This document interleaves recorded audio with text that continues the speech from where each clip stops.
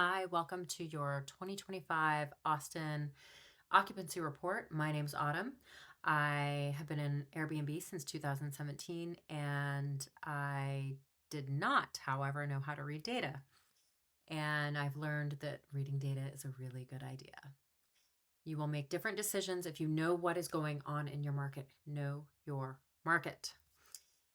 So here we are in the Austin proper area. I have 5,000 listings. This is all powered by PriceLabs. And you can see here, this is the Austin area. You can see over here, we are really densely populated in East Austin. Right over here, we have 6th Street. And over here, another super densely populated area is Rainy Street. So if you can see how these green spots are less densely populated, and as we move into the middle, there's a lot of condos where they're just stacked on top of each other. So here we go. We are going to take a look at the KPIs. What are KPIs? Key Performance Indicators. So this is going to tell you about the health of your market. And right now we're looking at a lot of green. See all these green arrows? That's generally good. It can also be bad, but we'll get into that at some point. Okay, so for the last 30 days, we have $2,800 a month of estimated revenue. We have $104 of RevPAR. What's RevPAR? Revenue per available room. It's revenue per bedroom. $104 per bedroom is what you're getting on Airbnb in the last month. We have occupancy at 50%. And what does that mean? It means that all Airbnbs are sitting vacant 50% of the time right now. Or 50% of Airbnbs are occupied and 50% are not. And we have an average daily rate of $208. We have 5,100 active listings in this area that I chose, which is downtown Austin. There are actually somewhere between 15 and 20,000 Airbnbs in Austin at this point in time. Look at this, 25,000 bookings in the last 30 days. It's a lot of bookings. We've got a 30-day window on bookings. I'm going to compare this right now back to back with VRBO. And we're going to take a look at how different VRBO's numbers are. And we're going to talk about why those numbers are different. So here we have $4,600 of revenue as opposed to $2,800. So a lot higher on VRBO. We have $165 of RevPAR. It's $165 a night instead of the $104. Big difference. 50% occupancy, very consistent. We have $326 for average daily rate, which is much higher. But look at this. Active listings, 1,700 active listings as opposed to 5,100 active listings. And this is in the downtown area, right? We have 8,000 bookings, or almost 8,000 bookings, as opposed to 25,000 bookings. So you can see that Airbnb is really killing it as far as bookings are concerned, but the estimated revenue on VRBO is actually much higher. And that is because they are houses. Houses are going to have the higher RevPAR. Houses are going to garner more revenue than, say, condos. Y'all, I don't have any data. They don't give us data for Booking.com for the short-term rental business. They do for the hotel industry, but they don't for short-term rentals. So for this report and for all reports, we are going to be looking at the Airbnb market just because they have a higher, they just have the market share. So now we are going to head down here to the data. Let's hit it. All right, here we have Estimated average revenue is $2,800 a month, as we have stated, but 2 years ago, it was $3,664 in February of 2023. February of 2024, we've got $3,404. And this month, as it sits right now, we're at February 14th, we've got $2,800 a month. This will probably finish at about $3,200 a month. I'm going to move my little picture over here. Average RevPAR. 2 years ago, we were looking at $142 per room per night. A year ago, $130 per room per night, and right now we're sitting at $109. So as you can see, there is a decline. Average daily rate in 2023, we're looking at $236 per night. Last year, $236 per night. And this year, $228 a night. So average daily rate has stayed really stable over the last 2 years. Occupancy, y'all, if you are here for anything, this is the most important piece of information you can have. I see people asking all the time on Facebook groups, why isn't my Airbnb booking? This is why. It is occupancy. If your occupancy across the market is low, you're not going to book. Period. Okay. 2 years ago, 60% occupancy in February. Y'all, this is sweet. 60% and higher, you're making money. You're booked. Especially if you offer a good product. Because some people are booking at 70%, some people are booking at 50%. But if you have a really good product, you're going to book up at the 60, 70%. You are making money.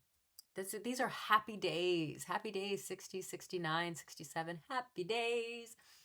All right. Then last year in February, we have 55% occupancy. This is where things are like, some of us are making money, some of us are breaking even, some of us aren't making money, okay? 55%'s right where it starts to get a little like, you might talk to one person, they're like, I had a great month. And the next person's like, I didn't, I had a terrible month. This is 55%. This month, right now, we are sitting at 48% occupancy. 48%, y'all, is ouch. This is ouch. This is where most of us are just able to get by. We're just paying our bills. And as you can see, for the last 3 months, we've been sitting in the 40s. Y'all, this is painful. This is what I call fallout. This is when you're starting to see Airbnbs close down. And I am going to prove that to you. So median booking window, this really isn't that interesting. Right now we've got 23 days. And low season, the booking window is shorter, and high season, it's longer. This makes sense. There's less occupancy, so people have to plan ahead. And what this does is it helps you to know when you need to start lowering your prices. So that's the benefit of knowing your median booking window. Down here, we have total booked nights. This also is really not that interesting to me, but active listings, very interesting. So let's take a look. 2 years ago, we had 5,800 active listings in the downtown area. This is obviously not for all of Austin. I could not pay to get all of Austin. The most you can get for a city is 10,000 listings. Austin has somewhere between 15 and 20,000 listings, so I couldn't get all of that information if I tried. February last year, 5,900 listings. This year, we have 5,200 listings. And this does change a little bit every day. People are going to start opening up units here because March and April are our high season. So you're going to see a few more places come online, especially for this weekend because it is Valentine's Day weekend. Happy Valentine's Day, by the way. Okay, but look at this. This is interesting because from March of last year, which had 6,100 listings, all the way down here to 5,200 listings, this is the lowest number of active listings of Airbnbs that we have had in 2 years.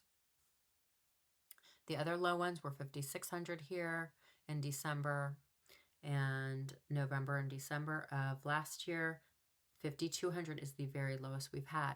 This is not just low season, y'all. This is fallout. This is 3 months of occupancy in the 40s. That's why you're seeing places close. Okay, so price and occupancy trends. Here we have March 7th to March 11th, which is South by Southwest, is booking at 25% higher than other times. We have this weekend booking higher. We have April 25th and 26th at 8% higher. We have F1 starting to book. And it looks like the last weekend of March is also booking. Future occupancy bookings and cancellations. Y'all, this is really, really good information. If you're on PriceLabs, go ahead and hit pickup, hit occupancy of last year, and you can see just how different things are or how the same things are. So you can see this weekend is right on point with last year. And this occupancy is really nice, really juicy. We've got, let's see if I can get the 15th. Here we've got 73%, 74% occupancy. Now we had 76% occupancy last year. So these are really nice. Love 70, 80%. This is just absolutely beautiful. So when we are making money. Okay, so for the rest of the month, it looks like next weekend, not too bad, 55% occupancy with a 27% pickup over the last 30 days. This is great. We had 70% last year, and it looks like we're going to get to about that this year, I would think. Then you can see this weekend is a little bit lower. Y'all, let's take a look at South by, because right in here is South by. And right now we are sitting at 59% occupancy. That's great. Last year we got to 87% occupancy, and it looks like we're going to get to about 80% occupancy this year, but that's really good, y'all. You're making money.